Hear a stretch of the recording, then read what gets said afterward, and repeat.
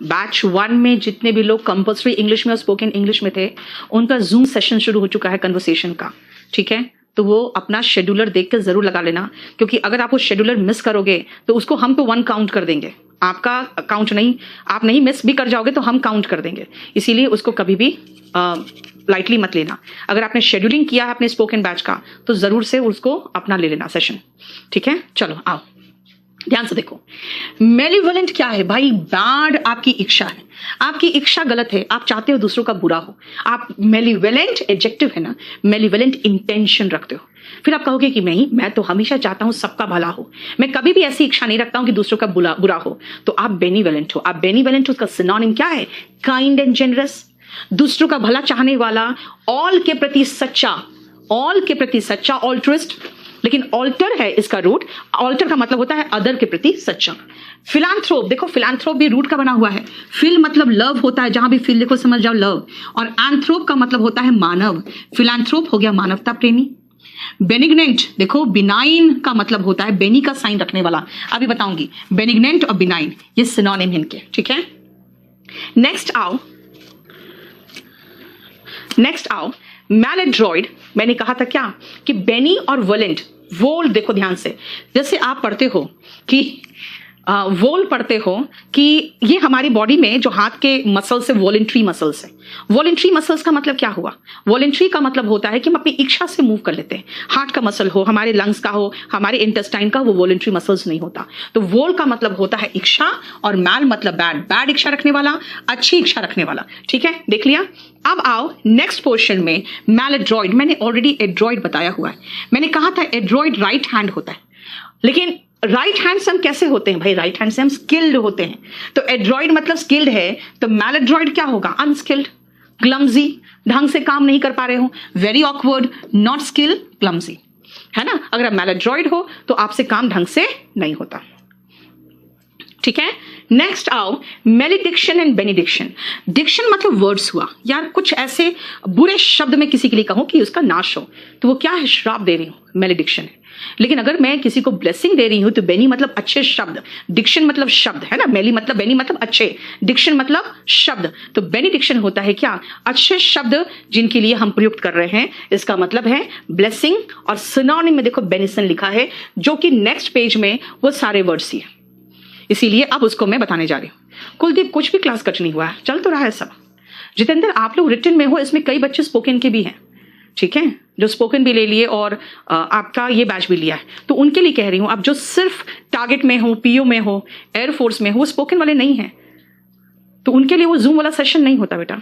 आप लोग अपने एग्जाम की तैयारी कर रहे हो। अब आओ नेक्स्ट, बिनाइन।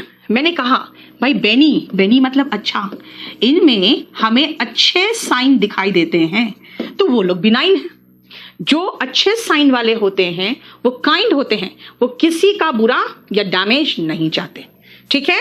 अब आओ बेनिसन, तो बेनिडिक्शन और बेनिसन सिनोनिम है, और मेलिडिक्शन और मेलिसन सिनोनिम है। देखो malediction, benediction, benison synonym, malediction and malison synonym. देखो आपको दोनों एक जैसा नहीं लग रहा है, तभी तो ये दोनों एंटोनिम है। देखो बेनिसन का एंटोनिम मेलिसन, यानी कि यही तो चीज है। बेनिसन का अगर मैं एंटोनिम पूछूं तो कहोगे ब्लेसिंग का एंटोनिम कर्स होता है, तो बेनिसन का एंटोनिम मेलिसन होगा। कितना आसान है।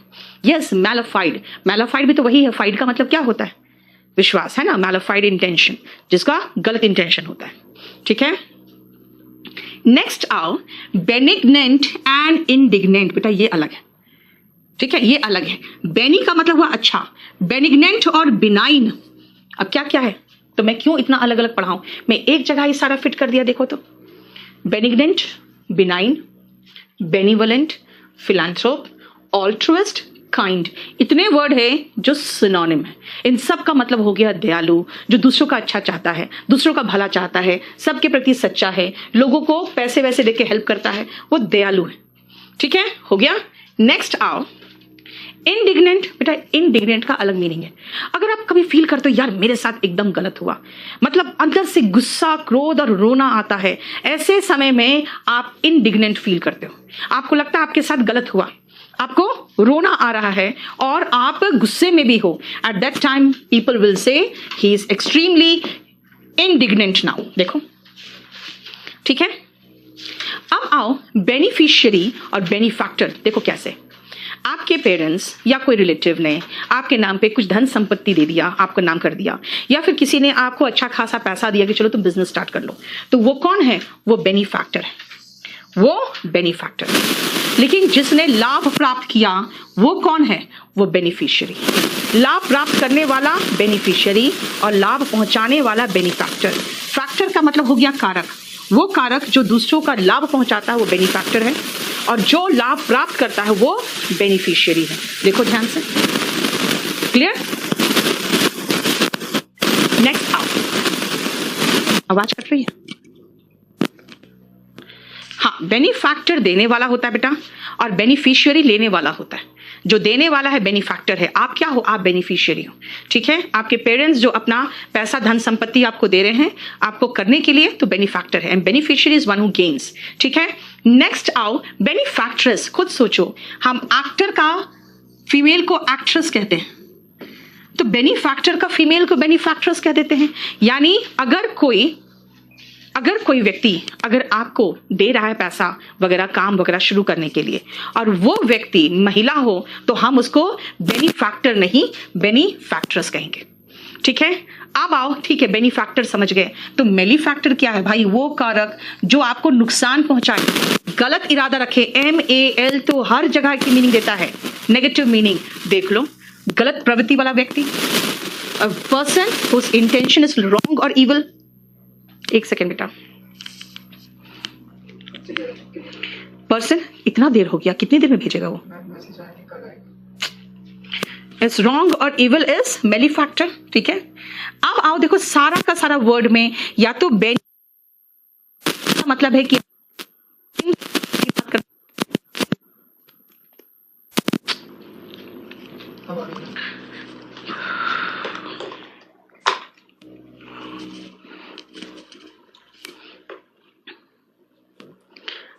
क्लियर?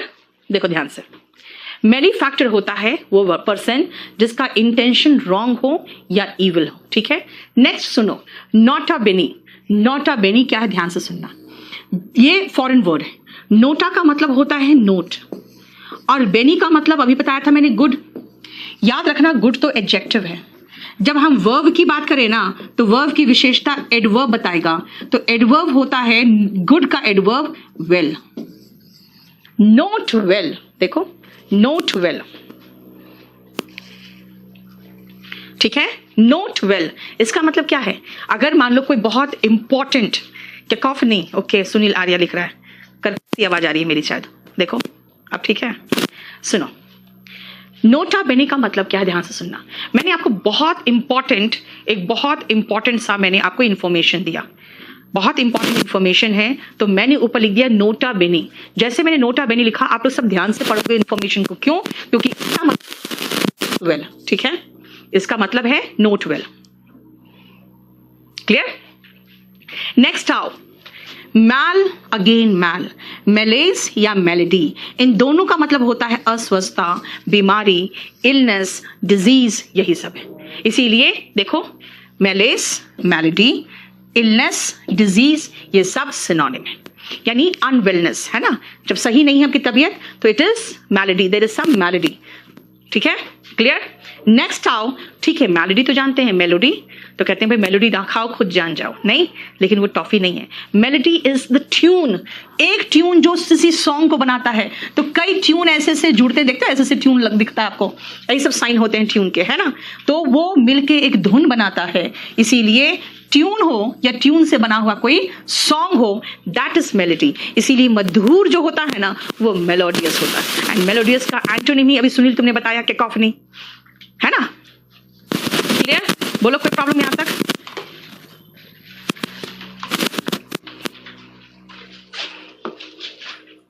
आओ, अब हम लोग 35 तक खत्म कर ले, क्योंकि सारा मैल और बेनी खत्म हो जाएगा। देखो, मेलिफिसेंस और मैलफियसेंस, मेलिफिसेंस और मैलफियसेंस बेसिकली बात बराबर है। जैसे इसमें क्या है, द बीइंग हार्मफुल, तो वही तो है डिसऑनेस्ट एक्टिविटी, है ना। डिसऑनेस्ट एक्टिविटी को भी तो हम मेलिफिसेंस कह सकते हैं, मेलफियसेंस भी कह सकते हैं। लेकिन मेलफियसेंस खासकर वो इलीगल एक्टिविटी है जो कोई पब्लिक ऑफिशियल यानी कि पब्लिक सर्वेंट करता है, और वो बहुत खतरनाक होता है, क्योंकि वो क्या क्या कर सकता है आपको नहीं पता। और अब कितना ज्यादा, जैसे अभी यूपी में निकला है कि एसपी ने जो रंगदारी मांगी थी और वो रंगदारी नहीं दे पाया, तो उसको कितने ढेर सारे केसेस उसके खिलाफ कर दिए थे उसने, इलीगल ड्रग्स रखने का, फिर इलीगल वेपन रखने का, ड्रग्स और इलीगल वेपन्स के केसेस तक, मतलब सोचो किस तरह के लेवल के केसेस थे, और फिर उसको गोली से मरवा दिया। क्यों? तभी तो कहते हैं कि मेलफियसेंस जो होते हैं ना, वो ज्यादा खतरनाक होते हैं। इसीलिए अगर कोई पब्लिक ऑफिशियल और कॉर्पोरेशन के द्वारा जो डिसऑनेस्ट एक्टिविटी होती है, उसको, उस विचार को हम मेलफियसेंस कहते हैं। ठीक है, क्लियर?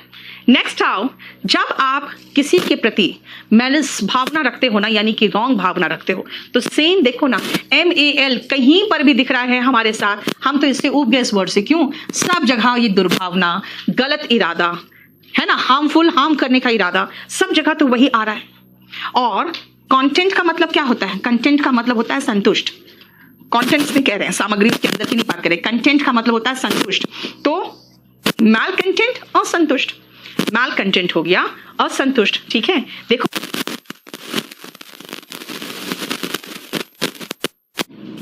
बंद कर रही हूं फिर क्लास में। ठीक है, मेली एंड बेनी, यही दोनों तो मैं पढ़ा रही हूं। ठीक है, यानी कि हम लोगों ने लिख लेना 35 तक खत्म कर लिया। अब हम लोग इडियम्स एंड फ्रेजेस में चलेंगे। ठीक है, थोड़ा आज प्रॉब्लम दे रहा है माइक, इसको मैं अभी ठीक करती हूँ, फिर बैठ के एक वो ले आओ।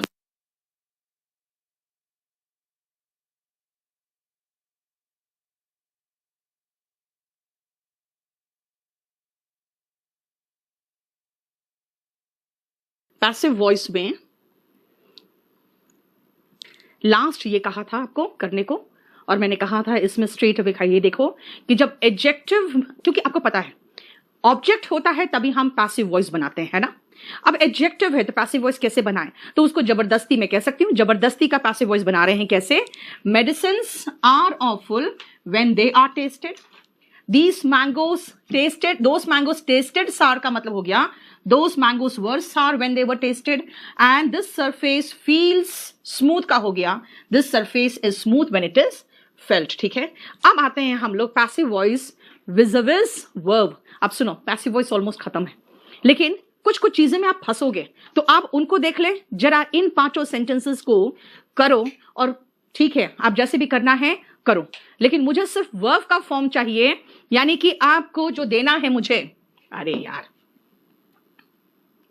जो आपको मुझे देना है वो देना है, जो वर्ब इस्तेमाल हुआ है यहां पे उसका थर्ड फॉर्म आप क्या लगा रहे हो, मुझे वो चाहिए, है ना।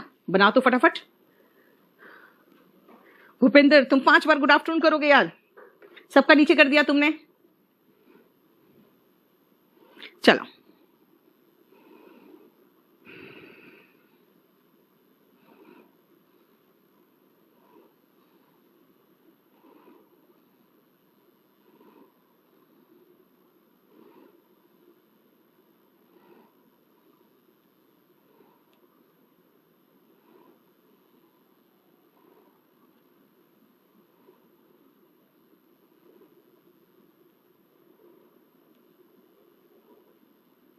बिडेड, मेरा थर्ड फॉर्म तो बिडेड होता ही नहीं है ना। बिडेड तो आपको बिड का दोनों फॉर्म जो पढ़ाए हैं और जो वर्ब में पढ़ाते हैं उनके दोनों में बिडेड नहीं है। Yes Bittu, very good. हाँ, इज कैसे लगा दिया बेटा आपने? ये वर्ब का सेकेंड फॉर्म है, पता है क्यों? अगर फर्स्ट फॉर्म होता तो बिड्स होता, है ना, ही के साथ बिड्स होता। देखो बिड्स नहीं है, इसका मतलब ये सेकेंड फॉर्म है, आपको समझना पड़ेगा। देखो कौन क्या बिडन लगा रहे हो अजनीश तुम। चलो अभी पहले अपना दिमाग लगा लो, उसके बाद मैं बताती हूँ।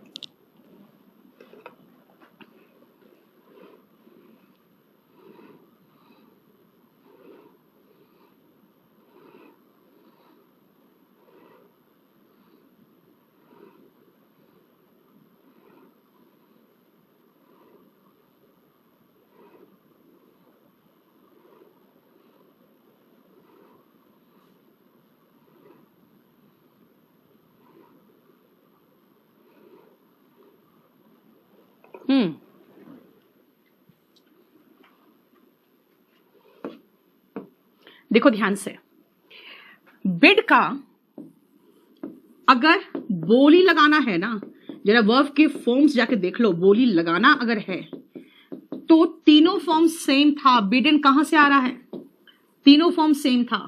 अगर आदेश देने की बात थी या गुड इवनिंग गुड नाइट कहने की बात है, तब आप इस्तेमाल करते हो बिड, बेड, बिडन। ठीक है, the spices were ground, very good Bittu. The highest price was बिडन नहीं आएगा अनामिका, क्योंकि ये खुद ही सेकेंड फॉर्म है, थर्ड फॉर्म भी सेम है। बिड, बेड, बिडन तो होता है जब आदेश देने की बात होती है। हो गया, the highest price was bid by him, ये होगा the highest price was bid by him. अब आओ सेकेंड में, ये फेल, फॉल का सेकेंड फॉर्म है क्या? पहले देखते हैं इसका मीनिंग क्या है। इसका मीनिंग है छोटे छोटे प्रहार बड़े बड़े ओक ट्रीज को भी गिरा देते हैं। ये फर्स्ट फॉर्म है गिराने का, ये सेकेंड फॉर्म नहीं है गिरने का, फर्स्ट फॉर्म है गिराने का। ठीक है, इसीलिए होगा ग्रेट ओक्स वर नहीं, क्यों? क्योंकि ये तो फर्स्ट फॉर्म है, तो सिंपल प्रेजेंट टेंस है आर, और इसका सेकेंड फॉर्म थर्ड फॉर्म है fell, felled, felled, are felled by small strokes. देखो पहले आपको यस गिराने का फेल, फेल्ड, फेल्ड है ना। दे ग्राउंड द स्पाइसेस, पीसने की बात है, मसाले हम पीसते हैं। ग्राइंड का सेकेंड फॉर्म ग्राउंड है, थर्ड फॉर्म भी ग्राउंड है। The spices were ground, bye them लगाने की तो खैर जरूरत नहीं पड़ती है ना। द स्पाइसेस वर ग्राउंड, ठीक है। दे ग्राउंड एरिंग पायलट्स, यानी कि जो गलती करने वाले पायलट्स है उनको वो जमीन पर रख देते हैं, यानी कि उड़ने का परमिशन नहीं देते है ना, उनको फिर उड़ने के लिए मना कर दिया जाता है पनिशमेंट के रूप में। तो ग्राउंड, ग्राउंडेड, ग्राउंडेड होता है क्या, उड़ने नहीं देना, जमीन पे उतारना। तो एरिंग पायलट्स आर ग्राउंडेड, गलती करने वाले पायलट्स को जमीन पर छोड़ दिया जाता है, यानी कि उन्हें उड़ने की परमिशन नहीं मिलती। ओक्स मतलब बेटा सहतूत के ट्रीज होते हैं, बड़े बड़े ट्रीज होते हैं, कहते हैं छोटे छोटे प्रहार से आप बड़े बड़े ओक के ट्रीज को भी गिरा सकते हो। इसका मतलब रेगुलर मेहनत करो, बड़े बड़े काम हो जाएंगे। रेगुलर इसका मतलब छोटे छोटे काम करो रोज, बड़े बड़े काम हो जाएंगे। दे hang pictures on the wall, ये जो पिक्चर्स है ये ऑब्जेक्ट हो गया। अब ये हैंग कौन सा फॉर्म है, दे हैंग टांगना, टांगना है, और टांगने का होता है hang, hung, hung. Pictures are hung on the wall, pictures are hung on the wall. ठीक है, देखो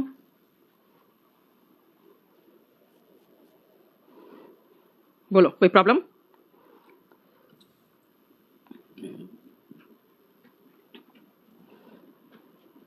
कोई प्रॉब्लम तो मुझे बताओ।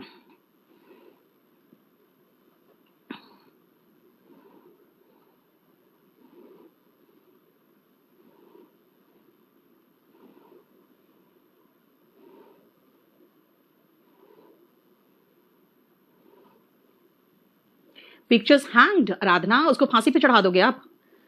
खुद बताओ। ये बेटा वर्ड कैसे लगाए हो, ये तो फर्स्ट फॉर्म है हैंग, टांगने का होता है हैंग, हंग, हंग। यस विक्रांत बिल्कुल सही, हैंग, हंग, हंग लटकाना, हैंग, हैंग, हैंग्ड फांसी पे चढ़ाना है ना। बाई टाइम लगाने की जरूरत नहीं बेटा, मैंने आपको बहुत पहले बता दिया है कि दे, समवन, समबडी, वन, ये सब में बाय दम लगाने की जरूरत नहीं है। अगर दिया है तो लगा दो, कोई फर्क नहीं पड़ता। ठीक है, देख लो। अब आओ विज़ सब्जेक्ट वर्ब एग्रीमेंट।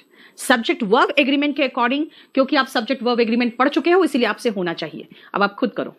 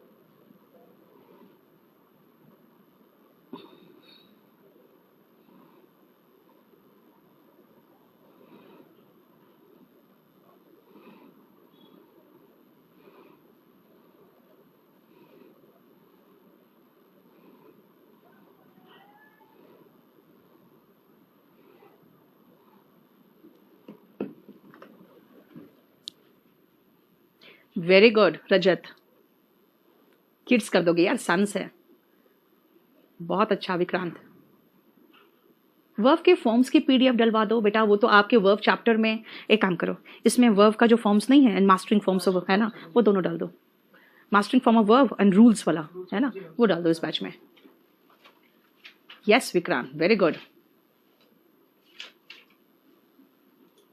ऐप में लाइव वीडियो नहीं चलता है मेरा अभिषेक, आप मेल करो बेटा अगर ऐसा होता है तो।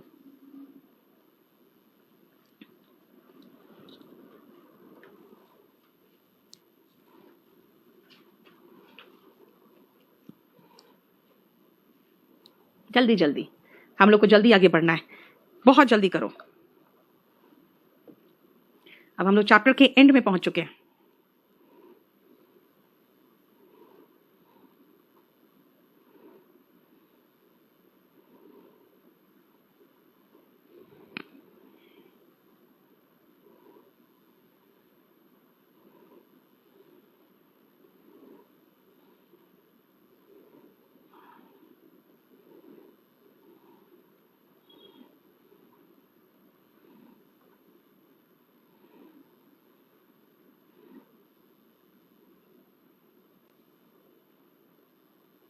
बेटा एज वेल एज से शुरू कैसे कर रहे हो तुम विश्वा?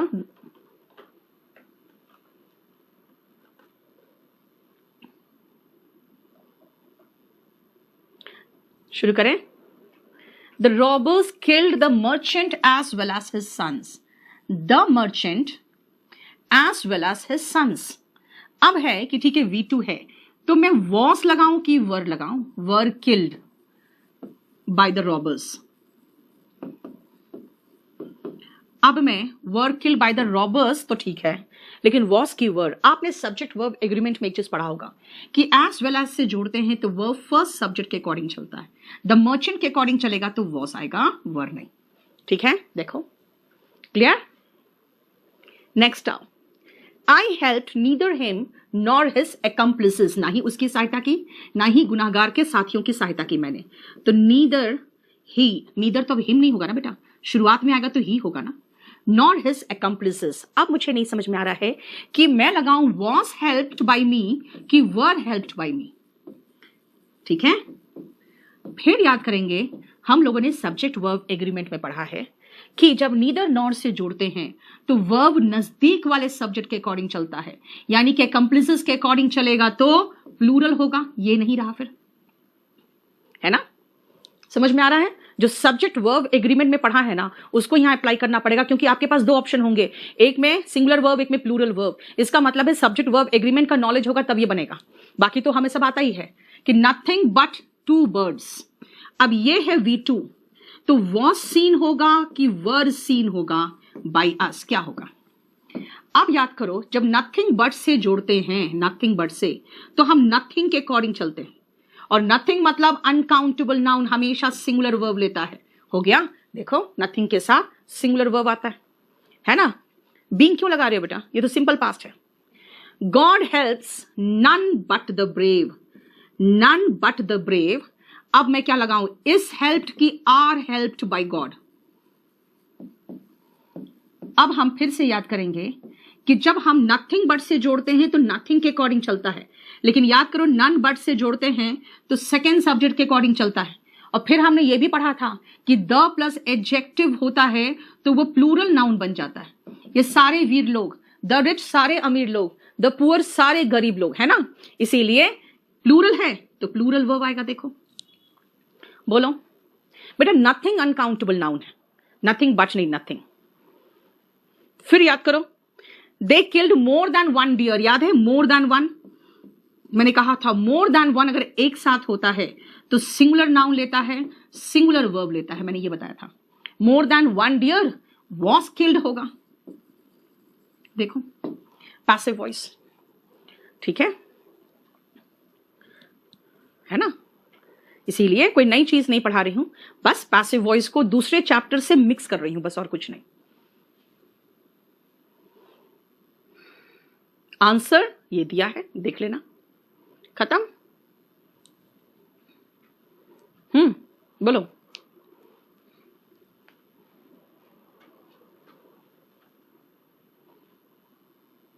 यस, सब कोई सही कर रहे हो, सब लोग सब्जेक्ट वर्ब एग्रीमेंट पढ़े हुए हो तो बिल्कुल सही बनाओगे।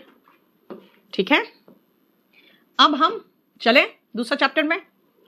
हमारा वर्ब से रिलेटेड एक आखिरी चैप्टर बच गया है, वर्ब से रिलेटेड एक आखिरी चैप्टर बच गया। अब बताओ कौन सा चैप्टर बच गया?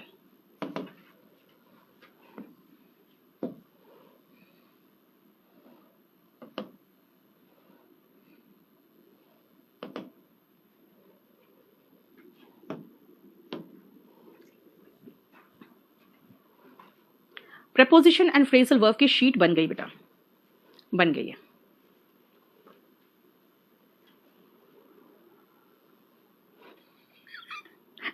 सुनील आर्या, तुम जब भी मैसेज करते हो मुझे ना, मैं रहती हूँ भयानक, मतलब पता नहीं किस केस में रहती हूँ मैं, मुझे खुद याद नहीं और तुम्हारा नाम देखे मैं डर जाती हूँ कि यार इसका तो जवाब ही नहीं दिया अभी तक। वर्ब एडवांस, क्या बात कर रही हो आराधना? आपका वर्ब एडवांस पूरा कंप्लीट हो चुका है ना? चलो मैं एक बार डिस्कस कर दूं आपके साथ, एक सेकेंड रुको, एक सेकेंड। सही में कहीं तुम सुनील मेरे घर ना पहुंच जाओ। नरेशन बेटा 27 मार्क्स का आता है, और मैं आपको बता दूं पैसिव वॉइस और नरेशन में 47 में 46 भी आने नहीं दूंगी मैं। ठीक है, नरेशन में अगर आपने सिली मिस्टेक कर लिया तब जाके छूटेगा, वरना 1/4 जो आपका सिलेबस है, 1/4 यानी कि 200 में 47 मार्क्स के, और एक आध तो मान लो डिटेक्टिंग एरर के भी होंगे। इसका डिटेक्टिंग एरर का भी मैं कुछ आपको क्वेश्चंस दूंगी, बड़ा आसान क्वेश्चंस मिलेगा आपको। पैसिव वॉइस के कुछ डिटेक्टिंग एरर्स के भी क्वेश्चंस देंगे आपको बाद में। ठीक है, अब सुनो ध्यान से, मैं आप लोग को कंप्लीट बता दूं बेटा। टारगेट 1 एंड टारगेट 2 है इसमें विथ एयरफोर्स बैच के साथ, ठीक है, और पीओ के साथ है। With air force and PO batch इसमें है, जिसमें पीओ वालों को अलग से संडे को एक पेपर में करा देती हूँ।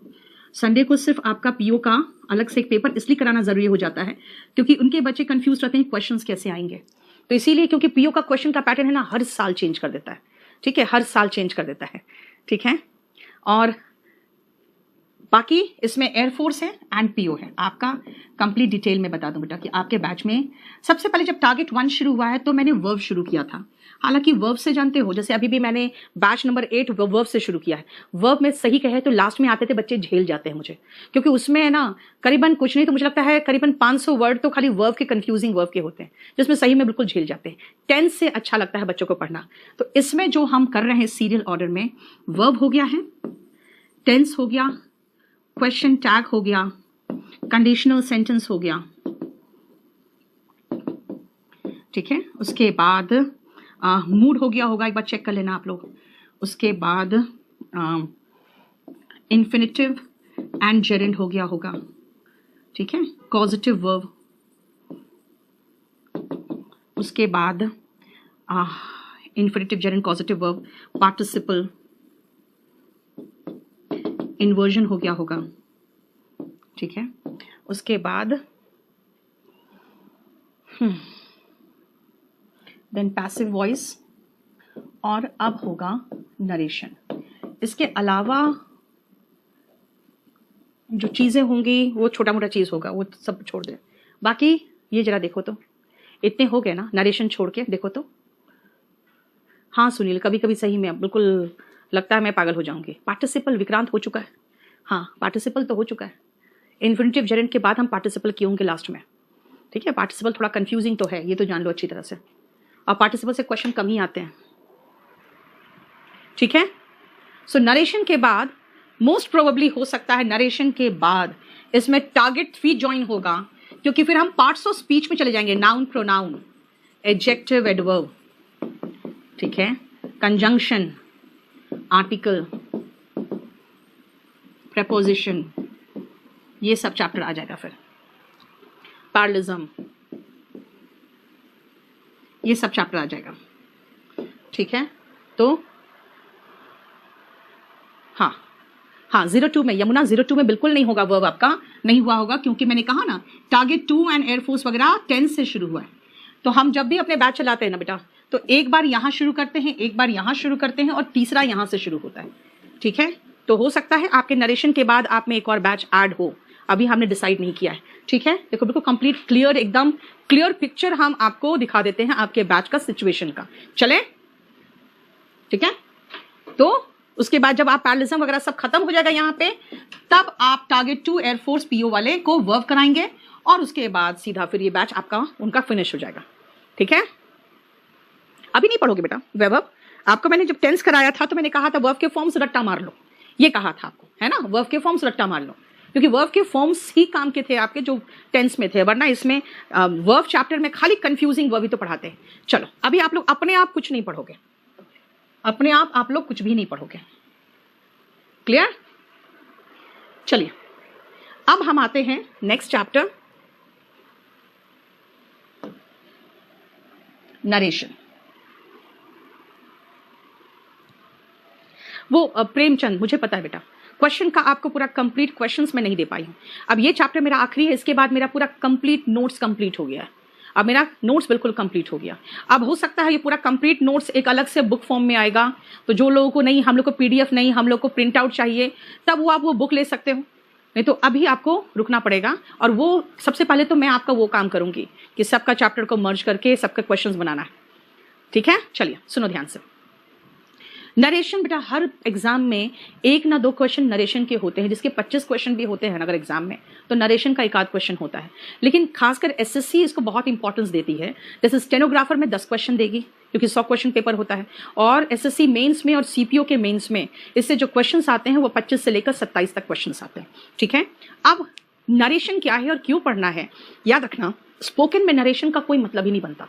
स्पोकन में मैं डरवा दूंगी, विक्रांत रुक जाओ थोड़ा सा भी, अगर आपको अभी चाहिए तो मैं वो भी करवा दूंगी, छोड़ो, क्योंकि जानते हो मटेरियल इसलिए डलवाते हैं कि मैम ने मैटर डाल दिया, फ्रेजल वर्ब पढ़ाया भी नहीं, ये हो जाता है। अब आप लोग मेंस वाले अगर डिमांड कर रहे हो तो मैं उसको डाल दूंगी, ठीक है। अब सुनो ध्यान से, जो नरेशन चैप्टर है स्पोकन में हमें जरूरत नहीं पड़ता, क्यों, ध्यान से सुनना।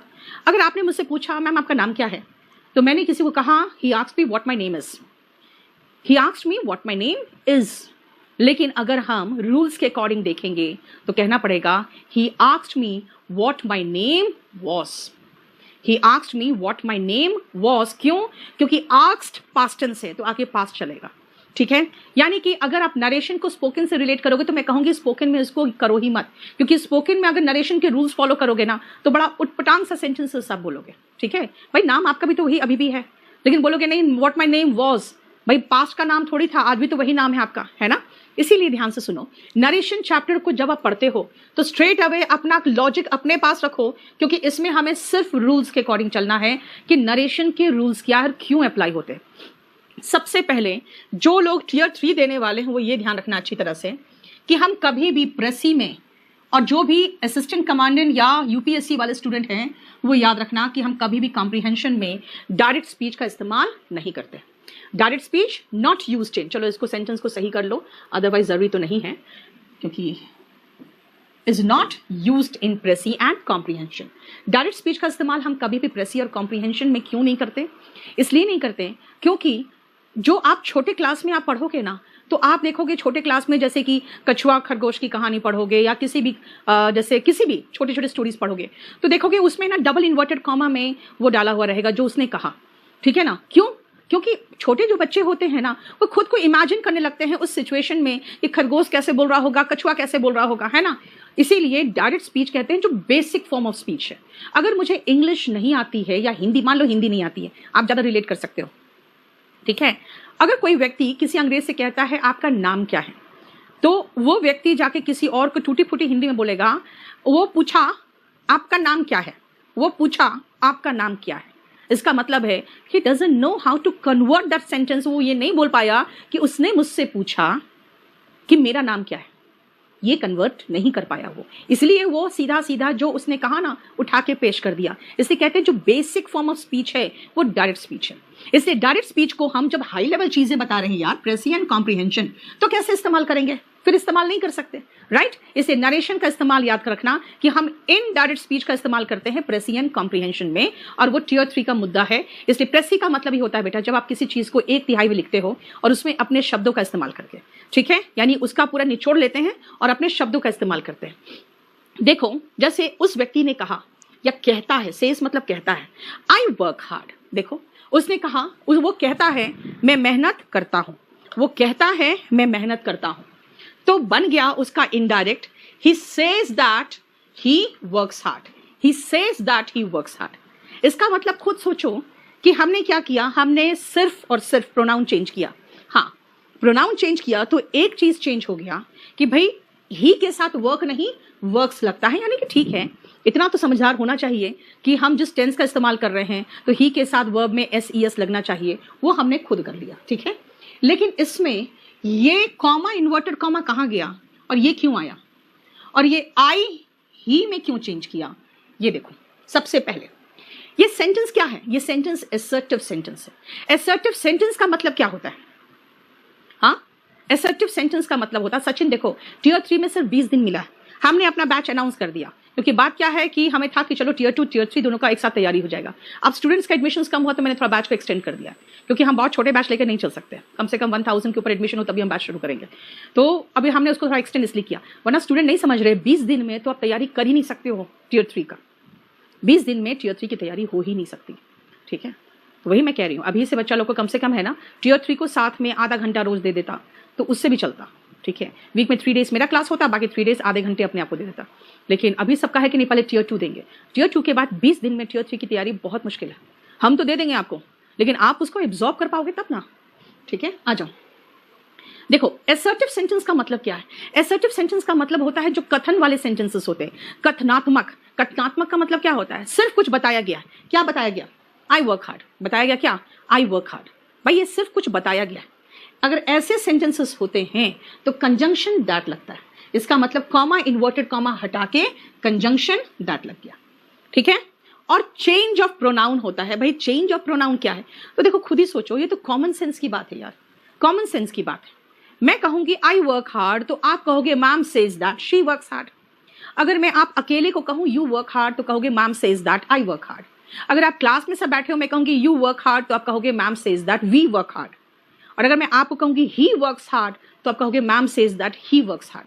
ये कॉमन सेंस की बात है, लेकिन कहेंगे common sense is also not so common, है ना। इसीलिए यहां पर हमने एक रूल लिख दिया है कि सन 1 2 3 रूल है कि आप देख लो क्या है, फर्स्ट पर्सन है क्या, फर्स्ट पर्सन है। फर्स्ट पर्सन कौन कौन होता है, आई और वी, ओके। अगर फर्स्ट पर्सन है तो वो चलेगा सब्जेक्ट के अनुसार, सब्जेक्ट, यानी कि फर्स्ट पर्सन आई और वी सब्जेक्ट के अनुसार गया, एस फॉर सब्जेक्ट, है ना। तो देखो तो ये सब्जेक्ट के अनुसार गया तभी तो देखो ही बन गया, है ना, सब्जेक्ट के अनुसार गया तो ही बन गया, ओके। देखते हैं सेकेंड पर्सन ऑब्जेक्ट के अनुसार मतलब क्या हुआ। सेकेंड पर्सन ऑब्जेक्ट के अनुसार देखो तो second person according to object, क्यों जानते हैं हम, ये सब्जेक्ट है, ये वर्ब है, ये ऑब्जेक्ट है। ऑब्जेक्ट के अनुसार देखो तो मी वर्क हार्ड थोड़ी बोलोगे, इतना तो आप पढ़ के जान चुके हो पैसिव वॉइस कि आई पीछे जाता है तो मी बन जाता है और मी उठ के आगे जाता है तो आई बन जाता है। देखो आई बन गया, आई वर्क हार्ड, है ना, ओके। थर्ड पर्सन लिखा था क्या, देखते हैं जरा थर्ड पर्सन क्या लिखा था। थर्ड पर्सन लिखा था no, N for no change, है ना, यानी कोई चेंज नहीं होगा। देखे जरा, he says she works hard, okay, she का शी ही रहा बस, कॉमा इन्वर्टेड कॉमा हट गया तो स्मॉल हो गया कैपिटल से, राइट। अच्छा, सेकेंडली ये जो सेज है, ये सेज टू टेल क्यों बन गया भाई, ये टेल कैसे बन गया, से टू टेल कैसे बन गया, अभी तो नहीं था कुछ, से का से ही था, है ना। देखो इसमें तो से का से ही था, वहां से का टेल कैसे बन गया, ये देख लेते हैं, ध्यान से देखो। से है तो से ही रहेगा, सेज है तो सेज ही रहेगा, लेकिन से टू रहेगा ना तो टेल बना दो। उसी तरह से पास्ट का वाक्य होता तो सेड ही रहता, लेकिन सेड टू होता तो टोल्ड बनाते। इसीलिए यहाँ पे से टू दिखा तो टेल बना दिए, और यहाँ पे से टू नहीं दिखा तो से ही छोड़ दिए हम। देखो ठीक है, कितने टीयर होते हैं सीजीएल में बेटा, 3 टीयर्स होते हैं, है ना, टीयर 1, टीयर 2 और डिस्क्रिप्टिव होता है टीयर 3। और स्पोकन का डिक्शनरी बेटा अभी टाइम लग जाएगा, मेरे से नहीं हो पा रहा है, ठीक है। चलो रिपोर्टिंग वर्ब, अब कहोगे मैम ठीक है, you work hard, I work hard, tense में क्यों नहीं चेंज हो रहा है। उसका रीजन ये है कि इसको देखो, ये रिपोर्टिंग वर्ब है। अगर रिपोर्टिंग वर्ब प्रेजेंट या फ्यूचर में हो तो जो tense of the reported speech होगा ना, रिपोर्टेड स्पीच होगा, वो चेंज नहीं करेगा। रिपोर्टिंग वर्ब अगर प्रेजेंट और फ्यूचर में हो तो जो टेंस होगा रिपोर्टेड स्पीच का वो परिवर्तित नहीं करेगा। जैसे अब आते हैं हम, सबसे पहले फर्स्ट सेंटेंस में करके दिखाती हूं, बाकी आप करना। He says, comma inverted comma हटा के हमें कहा गया था दैट लगाना है। ओके, फर्स्ट पर्सन हमें कहा गया था सब्जेक्ट इस तरह से सन 1 2 3, यानी आई और वी सब्जेक्ट के अकॉर्डिंग चेंज करेगा। तो आई ही के अकॉर्डिंग किया तो ही हो गया, हमें पता है ही के साथ नोज लगता है, और थर्ड पर्सन है ये हर, नो चेंज होगा तो हर को हर ही छोड़ दे, एंड हर फैमिली।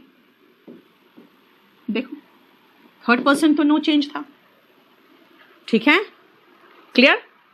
बाकी वो सब होता है बेटा, वो जो टाइपिंग टेस्ट वगैरह वो होता है ना, कंप्यूटर सीपीटी जो होता है, कंप्यूटर प्रोफिशिएंसी टेस्ट वगैरह जो होता है वो अलग है। हाँ चलो ये पूरा बना के दिखाओ फटाफट।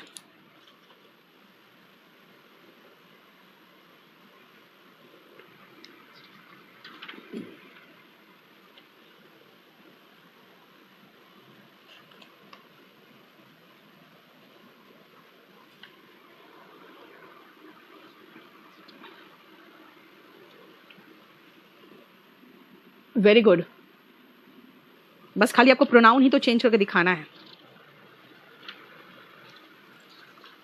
हम लोग इसमें वो क्या कहाँ तक किए हैं?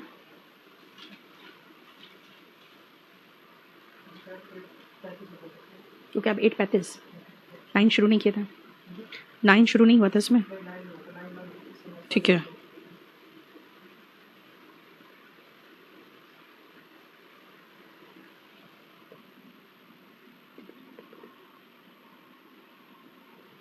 Tier 3 में बेटा आपको किसी भी टॉपिक पे ऐसे और लेटर लिखना आता है।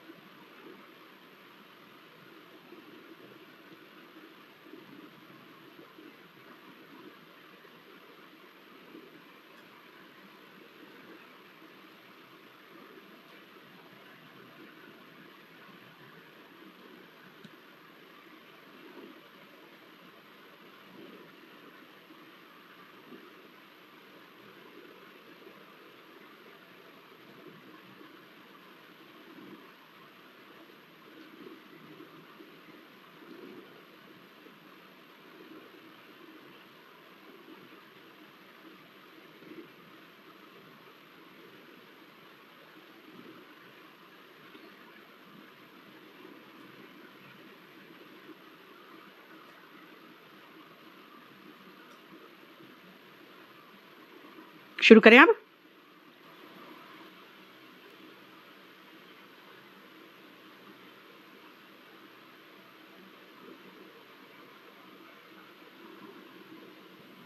चलो देखो,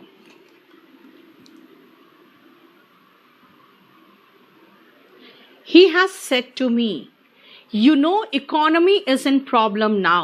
has said मतलब प्रेजेंट परफेक्ट है, लेकिन प्रेजेंट है ना, बस खत्म, तो he has तो लगा दिए। said to change हुआ told में, he has told me that, हो गया। Second person according to object, object है मी, लेकिन नो के पहले आएगा तो आई आ जाएगा ना, I know that, you know, I know, हो गया। Economy is in problem now. अब कहोगे नाउ का देन, बेटा नाउ का देन नहीं होगा, क्योंकि मैंने क्या कहा, रिपोर्टिंग वर्ब प्रेजेंट या फ्यूचर में हो तो कुछ में भी चेंज नहीं होगा। टेंस लिखा हुआ था ना, टाइम प्लेस सब मान लो, ठीक है। People will say we will vote for him this time too, future है, अगेन नो चेंज, से खाली that. A first person according to subject, तो पीपल के अकॉर्डिंग वी चेंज करेगा तो बहुवचन होगा, क्योंकि पीपल तो बहुत सारे। They will vote for third person, no change, him this time too. देखो ऐसे और लेटर इंग्लिश में प्रियंकित आपको अपना लैंग्वेज चुनना है बेटा, हिंदी की इंग्लिश, जो लैंग्वेज चुनोगे उसमें होगा, ठीक है। लेकिन हिंदी वालों को मार्क्स नहीं आता, ये जान लो। यूपीएससी हो, एसएससी हो, हिंदी मीडियम वालों को पता नहीं क्या हुआ है। यूपीएससी वाले भी हिंदी मीडियम में, अब तुम सोचो ना, हिंदी मीडियम का जो बच्चा है वो 32वां रैंक रहता है उसका, तो भी बहुत खुश होता है। इंग्लिश में आप समझ जाओ तो रैंक ही नहीं है हिंदी मीडियम वालों का, ठीक है। आज से करीबन 10 साल पहले पूरा धरना प्रदर्शन यहाँ हुआ था कि हिंदी हमारा संवैधानिक अधिकार है, हमारी भाषा है, मातृभाषा है।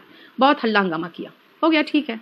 आप बोल के हल्ला करके किसी का बुरा करना चाहते हो, वो साइलेंटली हिंदी मीडियम वालों को का पूरा बुरा कर दिया, ठीक है। होता है ना, जो हम लोग जैसे होता है ना, मैं जब गुस्से में होती हूँ भाड़ धाड़ बोल दिया मैंने, फिर मेरे मन में कुछ नहीं रहता है। लेकिन जो बहुत ही कनिंग होते हैं ना लोग, उन लोग क्या करते हैं, अंदर से घात करते हैं। हिंदी मीडियम वालों को ऐसे उखाड़ के फेंका कि हिंदी मीडियम वाले बिलबिला रहे हैं, कुछ नहीं हो रहा है, क्या कर लोगे। पहले तो रिजल्ट भी आता था, उन लोगों ने खुद ही कह दिया कि देखो हम भी है। भाई आप ज्यादा नजर में मत आइए, अगर आप में कुछ भी थोड़ा इश्यू है तो बहुत नजर में खुद ही आए।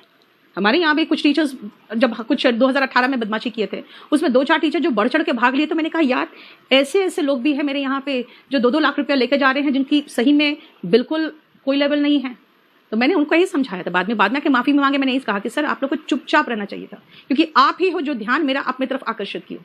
यही हाल हुआ है यूपीएससी में। हिंदी मीडियम वालों को शांति से पढ़ना चाहिए था, पूरा संवैधानिक अधिकार। यार हम लोग सोचते हैं ना कि हिंदी बहुत बड़ी भाषा है, हमारी मातृभाषा है। बेटा सबसे पहले आप महाराष्ट्र में चल जाओ, वहां पे मराठी बोलोगे तभी तुमसे बात करेगा, वरना हिंदी तो पता ही आपको बिहारी और यूपी वालों के सब क्या ट्रीटमेंट है। कलकत्ता चले जाओ, वहां पे हिंदी तो बोलेगा ही नहीं आपसे, ठीक है ना। कलकत्ता में कई बार गई हुई, इसीलिए मुझे बंगला समझ में आने लगा है, बिल्कुल पूरी तरह से समझती मैं बंगला, ठीक है। उसके बाद साउथ तरफ चले जाओ, कोई हिंदी नहीं बोलेगा। तो इसीलिए हिंदी लेके अगर हम लोग चलते हैं ना, तो हम लोग बहुत सीमित रह जाते हैं। क्या करोगे। कुलदीप CHSL का Tier 2 और CGL का Tier 3 बात बराबर है, लेवल थोड़ा सा ऊपर नीचे होता है। ऐसे का जो लेवल होता है, मतलब टॉपिक का लेवल, वो थोड़ा ऊपर नीचे होता है, बात बराबर है, ठीक है। हरी इज सेइंग टू मी हो गया, हरी इज सेइंग टू मिलके क्या बनेगा, टेलिंग बनेगा। Hari is telling me that, second person according to object, यानी आई के साथ एम आता है, डिस्टर्बिंग, और first person according to subject. तो ही नहीं होगा भाई, लास्ट में लगाओगे तो हिम होगा ना। आई एम डिस्टर्बिंग हिम, इतना तो देखना पड़ेगा ना कि सब्जेक्ट कहाँ है। सब्जेक्ट के प्लेस पे तो ही, ऑब्जेक्ट के प्लेस पे वर्ब के बाद है तो हिम, ये होगा ना। देखो ध्यान से, क्लियर। नेक्स्ट सुनो, अब हमने आपको मना किया था कि टेल के बाद टू नहीं आता, क्यों नहीं आएगा। फिर चलो वापस, टेल के बाद टू क्यों नहीं आएगा, वापस चलो सुनो। एक बात बताओ, से टू मिल के टेल बना है, तो टेल के बाद टू कहां से लाओगे। सेड टू मिल के टोल्ड बना है, तो टोल्ड के साथ भी टू नहीं आ सकता, है ना।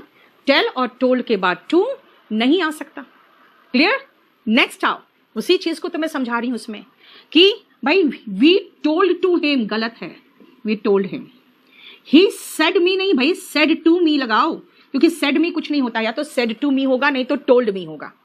And our teacher told to open, भाई टोल्ड किसको, याद रखना 2-3 चीजें, ध्यान से सुनना।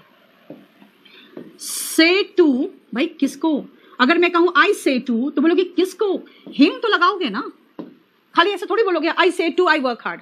आई से टू किसको भाई, आई वर्क हार्ड, तो कहोगे आई से टू हिम। ओके हाँ, अब समझ में आया, क्यों, क्योंकि से टू के बाद अगर ऑब्जेक्ट नहीं लगाओगे तो समझ में नहीं आ रहा क्या बोलना चाह रहे हो। लेकिन ये से टू मिलके अगर टोल्ड हो गया तो इसका मतलब टोल्ड के बाद भी तो ऑब्जेक्ट आना चाहिए, है ना। इसीलिए आवर टीचर टोल्ड किसको, आंसर यहां पे, ठीक है। कुछ लोग कहते नहीं आपने बताया टोल्ड के बाद टू नहीं आता, भाई टोल्ड के बाद टू नहीं आता अगर यहां पे ऑब्जेक्ट हो तब, तो टीचर टोल्ड टू अस नहीं होगा, ये मैं कह रही हूं। टीचर टोल्ड टू अस नहीं होगा, ये कह रही हूं मैं। टोल्ड अस तो चलेगा ना, हाँ। अब है ये ध्यान रखना, सेकेंड लगाना है, हमेशा एक ही चीज तो करते हैं, सेकेंड वर्ब लगाना है तो 2 + वर्ब के बेस फॉर्म से लगा दो, हमेशा यही काम तो करते आए ना। सेकेंड वर्ब को जोड़ना है तो 2 + वर्ब का बेस फॉर्म, देखो तो कोई प्रॉब्लम, क्लियर।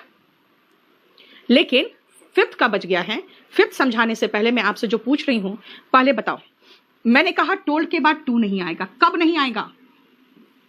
सब्जेक्ट के बाद ये टोल्ड वर्ब है, तो वर्ब और ऑब्जेक्ट के बीच में टू नहीं आएगा। ओके फाइन, तो चलो हम सेड मी लगा लेते हैं। नहीं लगा सकते, क्यों? क्योंकि सेड के बाद डायरेक्ट ऑब्जेक्ट नहीं आएगा। यही तो सेड टू है, वही तो मिलके टोल्ड बना है। यही तो सेड टू है जो मिलके टोल्ड बना है, इसलिए सेड टू मी होगा टोल्ड, है ना। और 8 नंबर ये है, अवर टीचर टोल्ड किसको? किसको? ऑब्जेक्ट बहुत जरूरी है, यानी 8 नंबर का हम आपको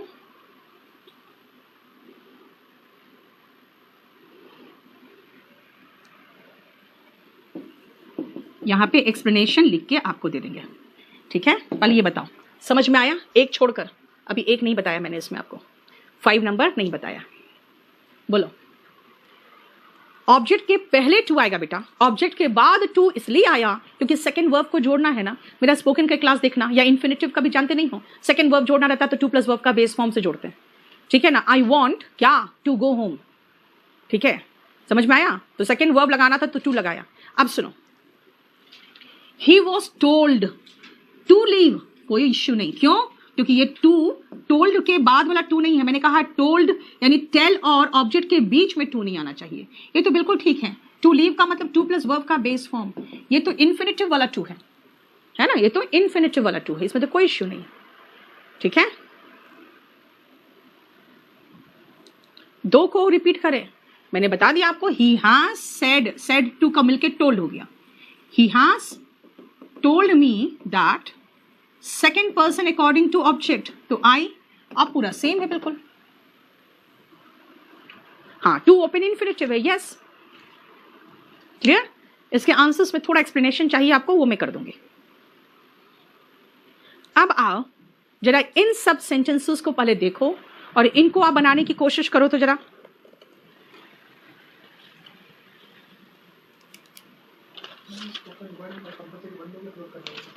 स्पोकन क्या वो वाला?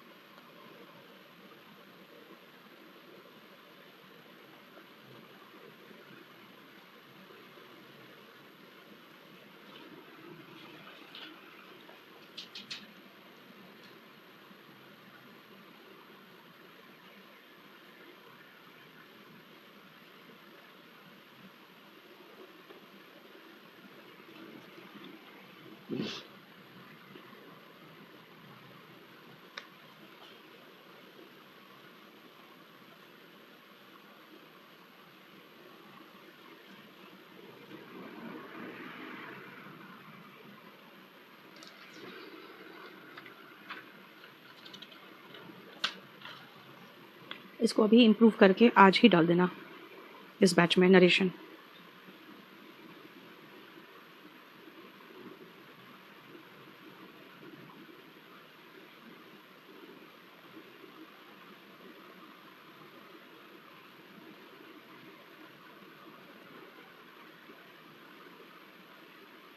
लेकिन नीचे बोलो स्पोकन का पोस्टर जल्दी करना है आज। हाँ, नरेशन, ये तो rules for making forms of verbs तो बेटा इस बैच में ऑलरेडी अपडेटेड है, फॉर्म्स ऑफ वर्ब्स अपडेटेड है, दोनों साथ साथ किया, देख लो एक बार, देख लिया। अब सुनो, एक बात बताओ, ओह सन है ये, सम नहीं है, ठीक है। सन इज अ स्टार, सुनो ध्यान से। He said that the son is a star. भाई रिपोर्टिंग वर्ब तो पास्ट में आ गया, अभी तक जो पढ़ाया वो मामला खत्म, ठीक है। अब हम आगे प्रोसीड कर रहे हैं। हमने अभी तक क्या पढ़ा कि रिपोर्टिंग वर्ब प्रेजेंट में हो या फ्यूचर में हो तो रिपोर्टेड स्पीच यानी कि इन्वर्टेड कॉमा के अंदर का पोर्शन का टेंस वगैरह चेंज मत करना, टाइम चेंज मत करना, प्लेस चेंज नहीं करना, है ना। अब दूसरा सुनो, अब रिपोर्टिंग वर्ब जो है पास्ट में नहीं है, अब सॉरी प्रेजेंट में नहीं है, फ्यूचर में नहीं है, अब रिपोर्टिंग वर्ब हो गया पास्ट में, तब क्या करोगे? सुनो ध्यान से। रिपोर्टिंग वर्ब पास्ट में है तो फिर रिपोर्टेड स्पीच कैसे करोगे? ध्यान से सुनना। पहले रिपोर्टेड स्पीच देखो है क्या भाई, ये तो यूनिवर्सल ट्रूथ लग रहा है। Honesty is the best policy, ठीक है, एक तरह से यूनिवर्सल ट्रूथ भी है, लेकिन प्रोवर्ब या फ्रेज मानते हैं हम इनको, है ना। कहते हैं too many cooks spoil the broth, इसका मतलब होता है कि अगर कई लोग हाथ लगा देना तो काम बिगड़ जाता है ना, कई लोग हाथ लगा दे तो काम बिगड़ जाता है। ये एक ईडियम है, क्योंकि यहाँ पे कुक्स स्पॉइल द ब्रॉथ, ब्रॉथ का मतलब सूप होता है। कई कुक्स मिलकर अगर सूप बनाने लगे तो अगर 2 लोगों ने भी उसमें नमक डाल दिया तो मामला ही खत्म, है ना। इसीलिए ये क्या है, ईडियम है, क्योंकि इसमें कुछ हिडन मीनिंग छिपा हुआ है। I go to school daily, ये बता रहा है इसका प्रेजेंट रूटीन है। And I use to go to school daily, इसका मतलब है कि ये पास्ट रूटीन है। देख लो, Gandhi ji started the quit India movement, ये हिस्टोरिकल फैक्ट है। 1 से लेकर 6 तक किसी को कोई प्रॉब्लम नहीं होता कि ठीक है यूनिवर्सल ट्रूथ तुम पहचान रहे हैं, प्रोवर्ब्स ईडियम्स वगैरह होता है ये भी समझ गए, प्रेजेंट रूटीन दिख रहा है, पास्ट रूटीन दिख रहा है, और ये सीधा हिस्टोरिकल एक्शन दिख रहा है ना। लेकिन उसके बाद क्या होता है कि लास्ट में मैम उसमें फॉर्म ऑफ वर्ब नहीं है, सिर्फ रूल्स है। वो कह रहा है फॉर्म्स ऑफ वर्ब्स नहीं है, सिर्फ रूल्स तुम डाल दीजिए। हाँ तो डालो जल्दी से, ठीक है बेटा, मैं देख ले रही हूँ, अभी करवा दे रही हूँ। लास्ट सेंटेंस में इनको दिक्कत होता है कि women are more sincere workers than man, है ना। जनरलाइजेशन होगा बेटा यहाँ पे, अभी सही करके आपको आज शाम तक ये भी मैं डाल दूंगी। सुनो ध्यान से क्या है, अगर कहते हैं कि women are more sincere workers than man, तो सबसे पहले तो लड़के उछल पड़ते हैं कि भाई ऐसा तो नहीं होता, है ना, ऐसा तो नहीं होता। लेकिन बेटा बात क्या है ना, अगर आप इस तरह के सेंटेंसेस देखो तो आपको महसूस होगा कि हर मर्द यही कहता है मेरी माँ तुमसे ज़्यादा अच्छा खाना बनाती है ना। इसका मतलब है कि जनरेशन बाय जनरेशन अब तो हम लोग महिलाएं गोबर खाना बना रहे होंगे, बिल्कुल गोबर परोस रहे होंगे, क्योंकि हर जनरेशन का मर्द यही बोलता है मेरी माँ तुमसे ज़्यादा अच्छा खाना बनाती है, अपनी वाइफ को बोलता है। एक कलाम ने कहा था back benchers are more intelligent, जो पीछे बैठने वाले होते हैं वो ज़्यादा इंटेलिजेंट होते हैं। इसमें तो सारे फ्रंट वाले तो गुस्सा हो जाएंगे, है ना। आप सुनो ध्यान से, ऐसे कंडीशन में आपको एक चीज याद रखना पड़ेगा, ऐसे कंडीशन में कि इस सेंटेंसेस को हम कहते हैं स्वीपिंग जनरलाइजेशन। क्या भाई, सबको समेट कर एक साथ सारे मर्द ऐसे ही होते हैं, है ना। जितनी फेमिनिस्ट क्या बोलती, सारे मर्द ऐसे होते हैं, राइट। इसका मतलब क्या किया उसने, सबको एक साथ समेट दिया। जब वो ऐसा स्वीपिंग जनरलाइजेशन देती है तो वो अपने समय के लिए नहीं देती है, वो हर समय के मर्द के लिए देती है, हर समय की औरत के लिए देगा कोई व्यक्ति। इसका मतलब है कि उस सेंटेंस को चेंज मत कर देना नियम के अकॉर्डिंग, क्योंकि नियम आगे मैं पढ़ाने वाली हूं। मैंने क्या लिखा है, if the reporting verb is in past tense and reported speech is idiom phrase, यानी कि यही सब, ठीक है, the tense time and place of reported speech will not change. इसका मतलब है कि इसमें हम कोई चेंज नहीं करेंगे। ही सेड दैट, बस, ठीक है। खाली यहां पर कहोगे ही सेड दैट और first person according to subject, तो ही हुआ तो ही के साथ गो नहीं आता है, गोज होता है, ये होगा, है ना। और अगेन यहां पर भी कहोगे ही के अकॉर्डिंग है तो ही सेड दैट, और first person according to subject तो ही हो जाएगा, और यूज टू गो में कोई चेंज नहीं होगा। बाकी तो सब में खाली कॉमा, इन्वर्टेड कॉमा हटेगा, दैट लगेगा, और पहला जो शब्द है उसको कैपिटल से स्मॉल बना दो, बस, है ना। गांधी जी में तो जी कैपिटल ही रहेगा क्योंकि नाम है, बस सब में बस और कुछ नहीं किया। देखो खाली इन्वर्टेड कॉमा हटा देना, दैट्स इट, सब में इन्वर्टेड कॉमा हटा देना, ठीक है। मैन विल बी मैन, बेटा मैन विल बी मैन ही रहेगा, विल का वुड नहीं बनाएंगे हम।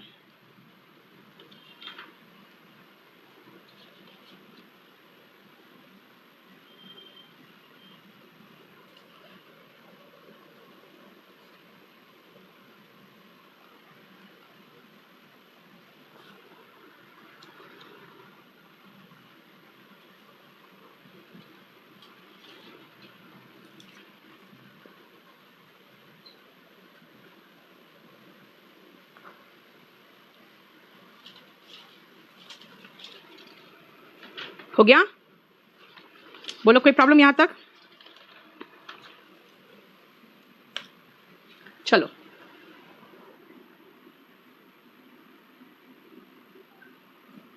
क्या है? That's it means ma'am, that's it मतलब वो ये हुआ, ऐसे कहते हैं ना, दैट्स इट मतलब ये हुआ। ठीक है, देखो सबका आंसर मैंने यहां पे लिख दिया है। तो देखो किसी में कोई टेंस वगैरह चेंज नहीं हुआ है। देखो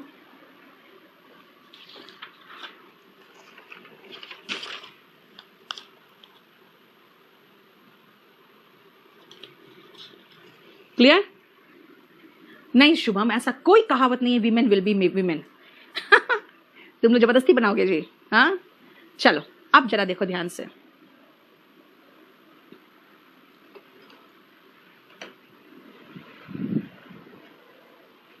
नेक्स्ट पॉइंट ध्यान से सुनना।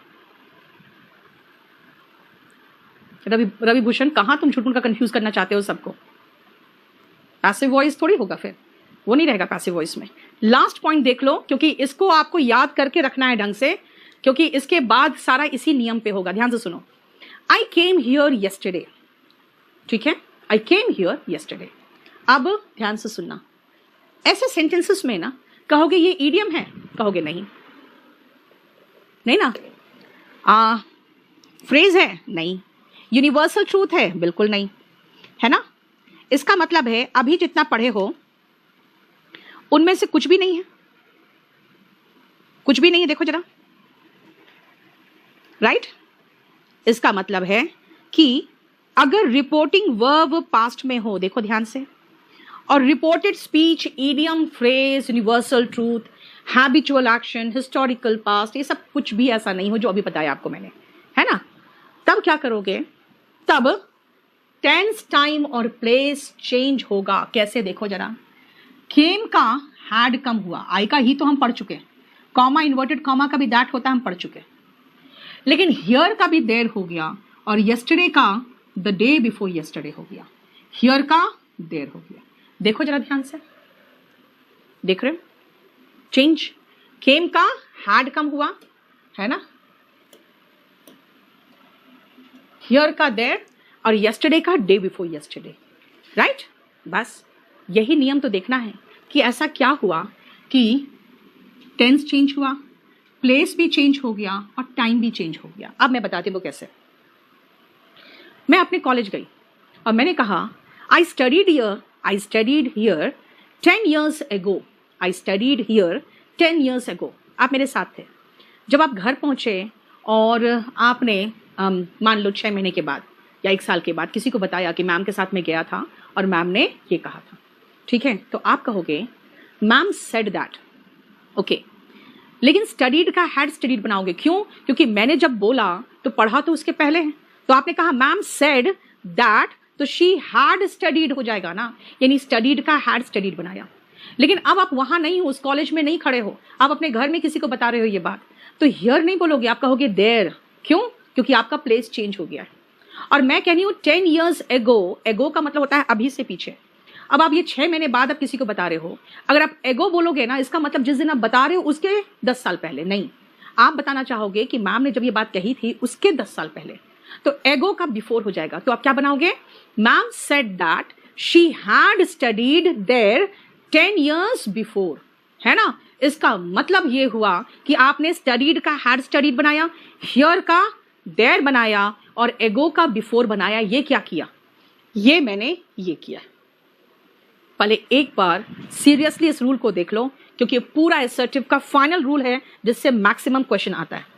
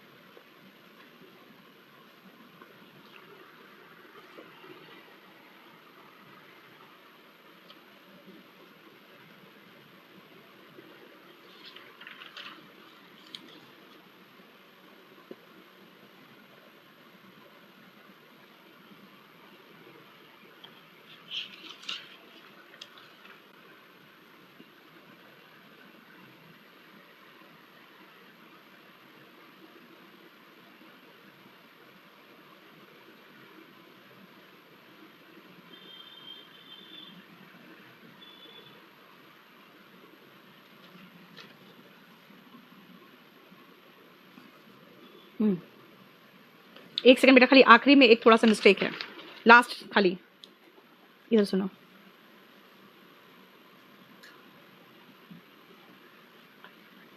अब जाके इसको सही करवा के ले आओ।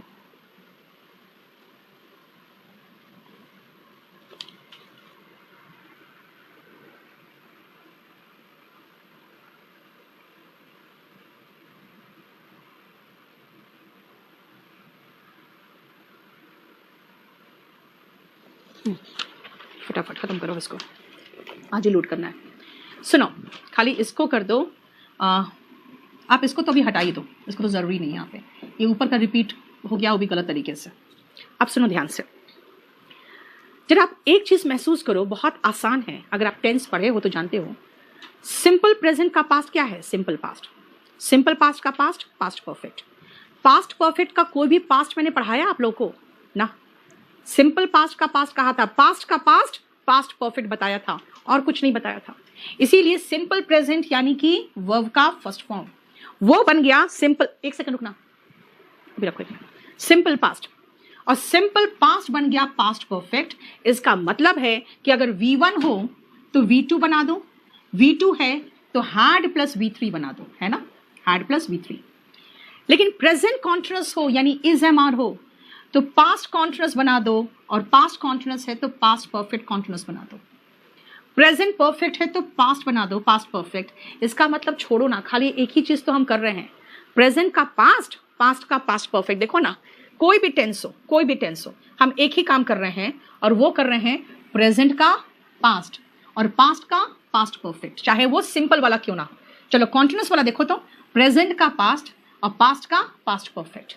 ओके चलो, परफेक्ट वाला ही क्यों ना हो, प्रेजेंट का पास्ट। लेकिन याद रखना, जैसे हम ये वर्ड पास्ट परफेक्ट मुझे मिलता है, हम जान जाते हैं कि पास्ट परफेक्ट का पास्ट तो है ही नहीं। ठीक है ना, पास्ट परफेक्ट का पास्ट तो है ही नहीं। क्लियर? आलोक, ये पूरा कंप्लीट ऑनलाइन ऑफलाइन में सब में अब मैटर यही होगा बेटा। अभी तो और भी इंप्रूव करेंगे हम, ठीक है?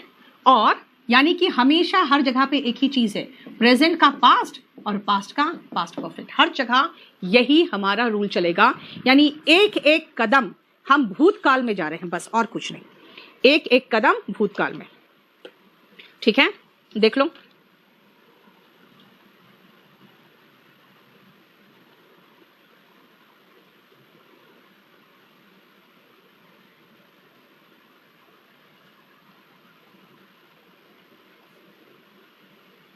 सुनो।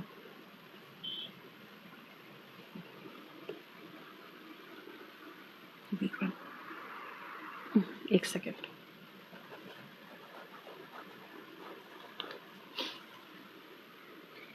ये जो बनाया है ना, इसको अलग क्यों कर दिया है, ऐसे ग्रीन क्यों कर दिया है? या तो चारों को ग्रीन करो। वो लग रहा है हेडिंग है, ठीक है? अब ले जाओ, चारों को ग्रीन करा दो, ठीक है? बाकी हो गया। चलो,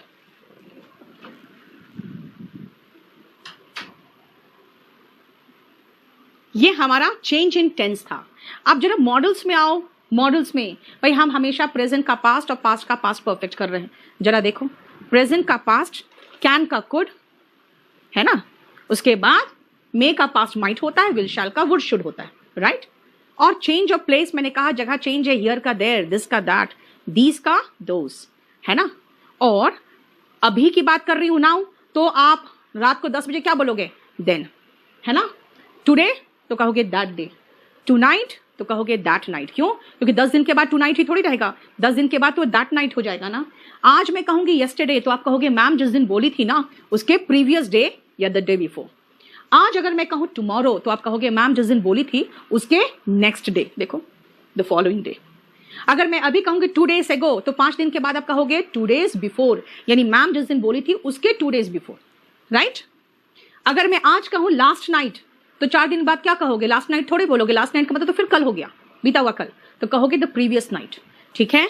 और अगर मैं अभी कहूं हेंस ऑनवर्ड्स तो कहोगे हेंस ऑनवर्ड्स का मतलब हो गया देंस ऑनवर्ड्स। क्यों? क्योंकि अब से मैं बोल रही हूं तो तब से बोलोगे ना, ठीक है? बोलो, चलो बस इतना ही रहने तो इसमें आज। चलो वो कैब में आ जाओ, और इसका ये जो रूल्स बताए इसको अच्छे से कर लेना, क्योंकि ये फिर आपको ज़रूरत पड़ेगा। नेक्स्ट क्लास में इसी के अकॉर्डिंग फिर चलना है हमें।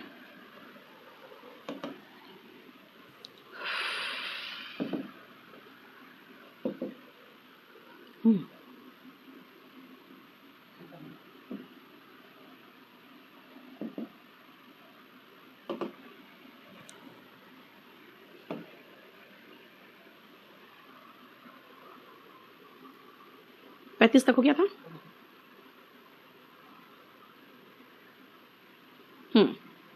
अब आओ इसमें हम लोग आएंगे इडियम्स एंड फ्रेजेस में, ठीक है। 21 से तो प्रियंकित नहीं है अभी अलाउड, ये अब नेक्स्ट मंथ का ही पता चलेगा कि नेक्स्ट मंथ अलाउ कर रहे हैं कि नहीं कर रहे हैं, ठीक है। आ जाओ, सुनो ध्यान से। कैरेट एंड स्टिक पॉलिसी क्या होता है, ध्यान से सुनना। जनरली जैसे गाय भैंस को या जैसे अपने गधे को जब काम कराते हैं, काम ठीक करता है तो उसको गाजर खिलाते हैं, है ना, अच्छा जो उनको पसंद होते हैं जानवरों को, घोड़े को। और जब काम नहीं करता है तो क्या करते हैं, उसको स्टिक से पिटाई होती है। इसका मतलब रिवॉर्ड एंड पनिशमेंट, है ना, वही तो है जो प्राइवेट सर्विसेज में है, जो आप पसंद नहीं करते हो। And now the government want to apply the same carrot and stick policy in government jobs too, ठीक है। नेक्स्ट आओ, कम इन हैंडी। जो भी चीज आपके हाथ में आ जाता है, देखते हो जो घर में आपका